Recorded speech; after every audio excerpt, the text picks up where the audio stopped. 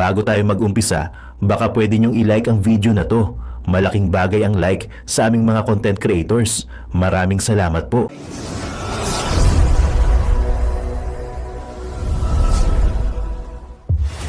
And yet,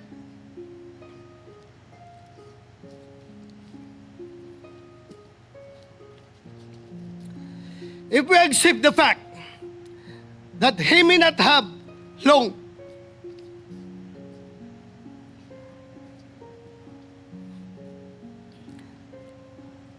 I hope with all my heart that he leaves this world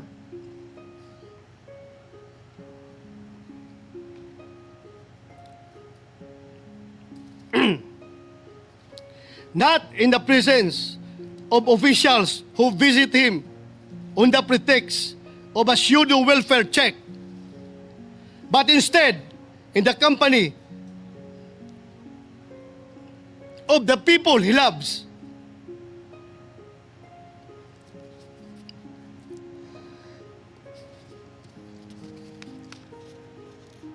And who truly care for him.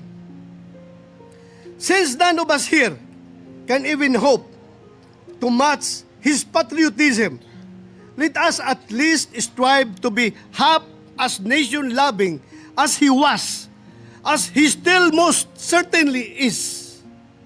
Kung gusto po natin magpakita ng malasakit sa ating dating Pangulong Duterte.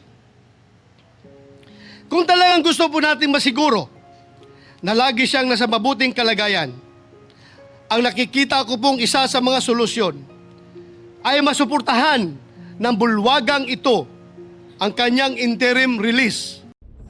Nako, yari mga babayan, si Senator Bato napaiyak sa kanyang speech. So dito sa video na ito mga babayan, sana napanood nyo muna yung full video, then tuloy nyo hanggang sa dulo ng video. Kasi dito mga babayan ay pag-uusapan yung pagdukot at pagkidnap kay Tatay Digong. So ayan, si Senator Bato ay nagsalita na about sa yung mga pinadala ni Marcos doon sa ICC. Pinadalaw si Tatay Digong. Oy, sino dumalaw? Si Trillanes po ang dumalaw doon. Anak ng Tipaklong naman. Marcos Jr., sa dami-dami ba naman na mga pwede mong utusan para libutin si Tatay Digong, si Trillanes pa, anak ng Tipaklong. Ano naman kaya mararamdaman mo? Ikaw Marcos Jr., ikaw yung pinadampot ni Tatay Digong. Halimbawa, ibalik rin natin. Ikaw yung pinadala sa dahig. Tapos, yung si Tatay Digong, ang lilibot din sa'yo, siya man yung nagpakulong sa'yo. Halimbawa, si Trillanes mga babayan, siya rin sa dahilan kung bakit si Tatay Digong ay nasa ICC. Tapos si Trillanes pa ang inutusan ni BBM. My God! Naku po, ano na ba nangyayari talaga sa Pilipinas mga babayan? Ngayon, syempre dito, pag-uusapan, ayan, si Senator Bato ay napaiyak po sa kanyang speech. Syempre, malaki ang pagsasamahan nila ni Tatay Digong at ay pinapatunayan naman talaga ni Senator Bato na si Tatay Digong ay napakabait at napakabuting tao. Talagang kinidnap po talaga itong si Tatay Digong. Biruin mo ba naman? Saka ba naman makakitang may kaso, wala namang warrant of arrest, dinampot? Kademonyohan kasi rauluhan na yan 'Di ba? Ibang klase talaga si ibang klase talaga mga babayan ng Marcos, yung mga bawal ay pwede. 'Di ba? Yung pwede ay hindi pwede. 'Di ba? Yung pwede, hindi pwede. Pero yung bawal, pwede. My God. Bangag nga, mga babayan. Grabe, So dito sa video na ito mga babayan ay pag-uusapan po yung mga sisiwalat ni Senator Bato about sa pagdakip at pag-kidnap kay Tatay Digong. So sa kabila ng lahat ay ang pinadala nga po ay grupo ni Trillanes, ni Trililing. Biruin mo, ang kapal talaga ng mukha mo, Trililing. Hindi mo malang tinanggihan yan o ikaw nag-rekomenda o ikaw nagrekomenda mo yung sarili mo na ikaw dumalo kay Tatay Digong. Ang kapal na mukha mo, palagay mo, titingnan ka ba naman ni Tatay Digong na tapos makikita ikaw ang lilibot sa kanya?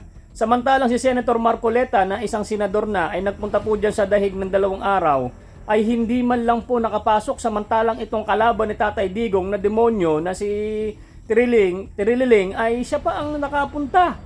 So ang pag-uusapan dito mga babae, mababanggit ng Senator Bato, na napakadaming mga gamot, no? Ay, dito sa isang video yata yun, no? Ang sasabihin ni Senator Bato, yung mga pag-inom ng gamot ni Tatay Digong, tama pa ba? Oo, nakakalungkot mga babayan, sa kabila po ng hindi na pag-uwi ni Tatay Digong dahil nahatulan na nga siya, nasa isang video natin, na naging guilty na siya o nahatulan na siya ng murder. My God. Syempre, hindi na makakapag-hearing. Pero ito naman itong mga baliw na itong mga ICC na to, no? Bakit kayo mga hatol agad hindi pa nga nakapag-hearing or nakapag-hearing na or baka hindi natin napanood? No, bigla na lang kasi binalitan ng ABS-CBN mga babayan na itong si Tatay Digong ay nahatulan na po. So, panoorin niyo itong isang video natin kay Attorney Harry Roque, nandun naman yung paliwanag kung possible pa bang makauwi pa si Tatay Digong. No, sana meron pa rin isang himala. Kasi si Tatay Digong ay sabi ni Senator Marcoleta ni Senator Bato mga babayan ay ulyanin na po itong si Tatay Digong, no? Baga hindi na rin niya kayang ipagtanggol yung kanyang sarili na dapat ay siya rin ay magtatanggol. Kaso tumagal, pinatagal-tagal nyo halip na si Tatay Digong malakas-lakas pa dati, pinatagal nyo na pinatagal. Payat na raw po si Tatay Digong mga babayan. Ito sa video to talagang mas nakakaasar nga po mga babayan na si Senator hindi naman Senator dati, no, ex-senator si Trililing ay at ang grupo niya, no, at ay pinayagan ng ICC na sila pa ang dumalaw kay Tatay Digong. Hindi niyo ba alam ICC na si Trililing ay isa sa dahilan kung bakit si Tatay Digong ay nakulong diyan sa inyo, ha?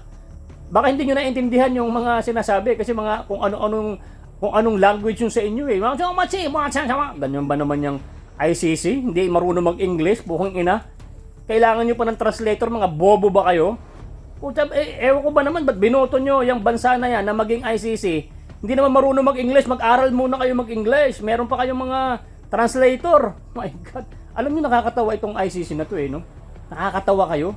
Biruin mo, kami, mga Pilipino, marunong mag-English, at nakakapagsalita ng English. Samantalang kayo, international, court, hindi kayo marunong mag-English kung ano mga salita nyo, hindi mga alien na yung puking inang yan, kagaguhan ng puta, di ba? International kayo, dapat marunong kayo mag-English, hindi kayo kailangan na maghingi pa ng translator, mga bobo ba kayo? Puta, hindi ko alam kung ba't ito pinili ng mga bansa na maging ng international court, hindi marunong mag-English sa mga pinaglalagay. Puta. So ayan mga babayan, panoorin natin to si Senator Marcoleta. Ako yung si Senator Bato. Nanggigigil din ako habang nagsasalita ako Biruin ba nabalitaan natin na si Trililings pa, no? Hindi na nga nanalo ng pagka-mayor. Siyempre, mahalaga pa rin siya kay Marcos. Kinuhang taga-dalaw kay Tatay Digong. 'Di ba kademonyohan? So ganito mga babayan, panoorin nyo. Naiyak po talaga dito si Senator Bato. At syempre, sa pagsasalita niya, biglang pumapasok sa kanyang isip na kasama niya si Tatay Digong noon na masaya, na talaga naman may pinagsamahan sila sa buong Pilipinas. At mas marami na mga Pilipino na nagmamahal kay Tatay Digong. Pag si Tatay Digong umuwi yan ng bangkay na, sigurado yung people power ay masisiklab talaga yan. Hanggat walang ginagawa itong mga Marcos na to, wala hintayin na lang natin yung mga darating pa ng mga panahon kung ano mangyayari kay Tatay Digong. So guys, kung nagustuhan niyo po tong video na to, paki-like naman, at kung hindi ka pa naka-subscribe, subscribe naman po kayo, no, para lagi po kayong updated sa ating mga video. Ano pang hinintay mo, boy? I-play mo to mga babayan. Panoorin niyo hanggang sa dulo. Yun mga sasabihin ni Senator Bato. Tara, let's go. Former President Rodrigo Duterte was allegedly kidnapped by International Criminal Police Organization, Interpol, with indispensable cooperation from our authorities. He was then handed over to the International Criminal Court. Counting from today, it has been more than 6 months since that fateful day. Halos 7 buwan na po mula noong araw na sa pilitang kinuha sa atin o kusang sinuko ng kasalukuyang administrasyon ang presidenteng mahal ng napakaraming Pilipino. Just this morning, I read a social media post on the official page of our Vice President Sara Duterte about alleged sham welfare checks conducted on former President Rodrigo Duterte. Let me quote her statement. I have received disturbing information from Malacanang that a report about former President Rodrigo Roa Duterte was submitted to President Ferdinand Marcos Jr. by the Philippine Embassy in The Hague. The officials entered the detention unit under the false pretense of conducting a welfare check and interviewed former President Rodrigo Roa Duterte. Welfare, Mr. President, checked by the very same ones who caused the former Philippine President, quiet, possibly the most well-loved Philippine President, to suffer in foreign jurisdiction. Anong klaseng welfare kaya ang kanilang sinisiguro? At kaninong welfare? Bold of them to assume that they are in any position to look into his well-being, when in the very first place, securing his well-being should have meant utmost respect for his person, as well as refusal to surrender him to a foreign court. Not because he was the 16th President of the Republic, but perhaps more importantly, because he is a Filipino. How could those who, months ago, could hardly follow proper legal procedure be now expected to conduct a lawful welfare check? At sa tingin niyo ba, Mr. President, komportable si former President Duterte na kasama ang mga opisyal na ito? Sila na bahagi ng administrasyon na dumakip sa kanya. Hindi ba in layman's terms, kung na-high blood ka sa isang tao, mas gusto mo na lang siyang iwasan? At kung makita mo siyang muli at magtatanong pa siya sa iyo ng kung ano-ano mga tanong tungkol sa iyong welfare, ay tiyak na maha-high blood ka lang ulit. Isn't it safe to assume that their presence merely reminded President Duterte of the grievous injustice he was made to face on that fateful day in March this year? Gugustuhin ba ng isang tao na tumanggap ng dalaw mula sa mga nilalang na maaaring maging sanhi ng pagkulo ng kanyang dugo? Welfare check ba ito o operasyon para mapaikli ang buhay ng dating Pangulo? Kaninong welfare ba ang gusto nila niyong mapabuti? Baka ang mainam ay bulahin niyo na lang ang inyong mga sarili. Huwag niyo nang sayangin ang buwis ng taong bayan sa inyong kasinungalingan. Huwag niyo nang idamay ang dating Pangulo sa pagpapalapad niyo ng papel.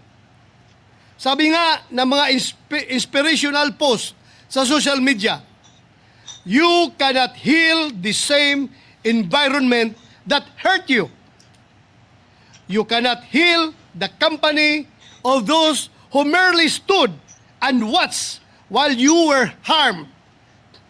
Ang tingin ba ng administrasyon na ito ay hindi kayang alagaan ng kanyang pamilya si former President Duterte? More to the point, what was the interview for? Paano kaya nila pakikinabangan at gagamitin ang findings nila tungkol sa welfare niya? Para saan? Sa pilitan nyo na ngang ipinadampot sa mga dayuhan, pupuntahan nyo pa sa kulungan nang wala man lang abiso sa pamilya. Isn't that adding insult to injury? Can't you, just for a while, cut the old man some slack? Mamahinga naman kayo mula sa pagdaragdag ng sama ng loob kay Tatay Digong. With all due respect to our Philippine Embassy in The Hague, I, along with so many of our fellow Filipinos, asked for answers. Mr. President, Ever since this year began, I can no longer count the number of issues that have plagued our country and demanded always our utmost attention. Often our deepest outrage, I believe I need not enumerate them anymore. And just last week, Mr. President, we began our 100-day countdown to Christmas. Therefore, I would not take it against the ordinary Filipino if they happen to forget what happened on March 11, 2025. But I haven't forgotten. If PRRD to some, Tatay Digong to so many of us, and Mayor Rudy for me, is a man whose destiny clearly, unequivocally preceded him. Para sa isang mayor na nagdadrive ng taxi upang ikutin ang kanyang syudad at siguraduhing maayos at payapa ito, lalo na sa gabi. A man who faced his city's problems head-on rather than shy away from them or let his officials take the blows. With a man like that, the presidency was therefore practically a done deal. No one else, I repeat, no one else in our lifetime had or will ever have the presidency cut out for him. None except Rodrigo Duterte. Dapat lang talaga na naging presidente siya. Imagine the preposterousness he must endure. This man is now imprisoned in a foreign country, having been surrendered to a foreign court by his own government. Those who hold him in custody, who cannot even correctly pronounce his name, are the same ones who now exercise jurisdiction and authority over him, now being welfare checked by the officials of this administration who help ensure his imprisonment under those of a foreign tongue. Again, I say preposterous, Mr. President. Sabi ng mga eksperto, ang average life expectancy ng isang Filipino male sa taong 2024 ay 71. 71.79 years old. Mr. President, sa kasalukuyan, si President Duterte raw ay may deteriorating cognitive condition na ayon sa kanyang legal team.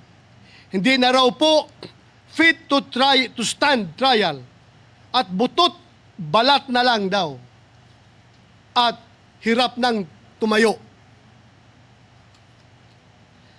Kung pagkaisipin, kung nasa 72 years old ang life expectancy ng isang lalaki dito sa atin, ibig sabihin, si President Duterte ay nabigyan na ng Panginoon ng bonus. Almost 10 years. He is now 82 years old. Siyempre, pinagpapasalamat natin yan. And yet,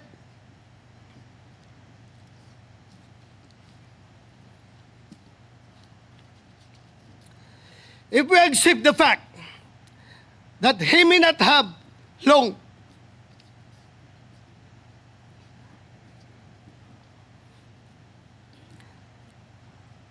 I hope with all my heart that he leaves this world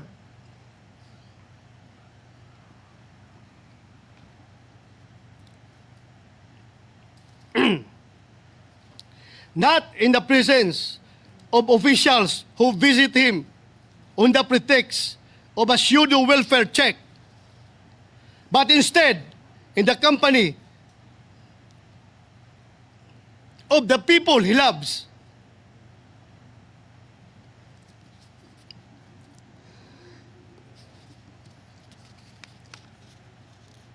And who truly care for him.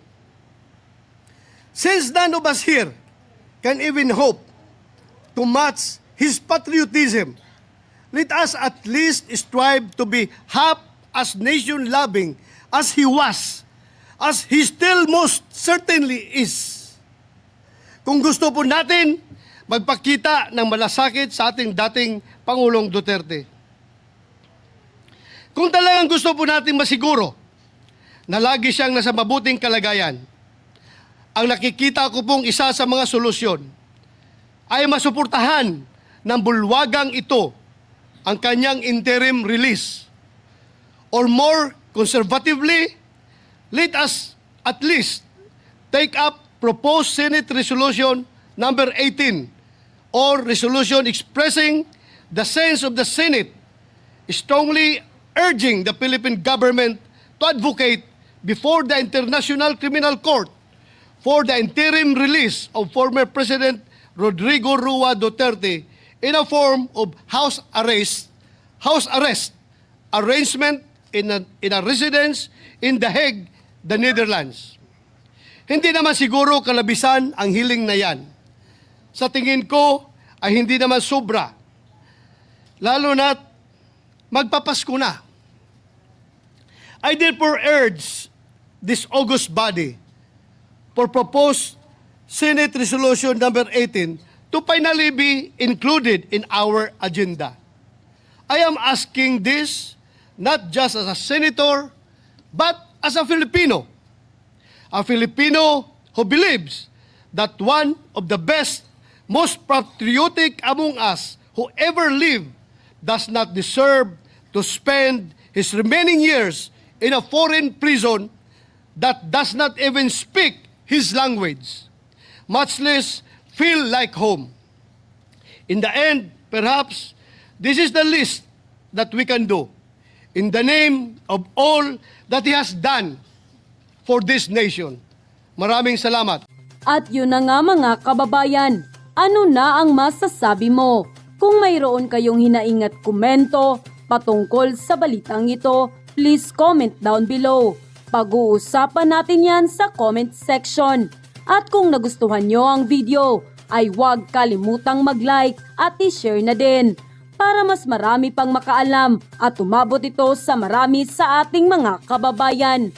Maraming salamat po. Mabuti pa ang sardinas may label. Eh tayo, wala. Oo nga pala. Nay, ito na yung bayad ko sa isa, ano? O, kunin mo yung isa. Isa muna, iyan, no? Tapos, isa pa, di ba? 4 dapat na sardinas, eh. Yan. 3 na. Pang-4 na sardinas. Okay na.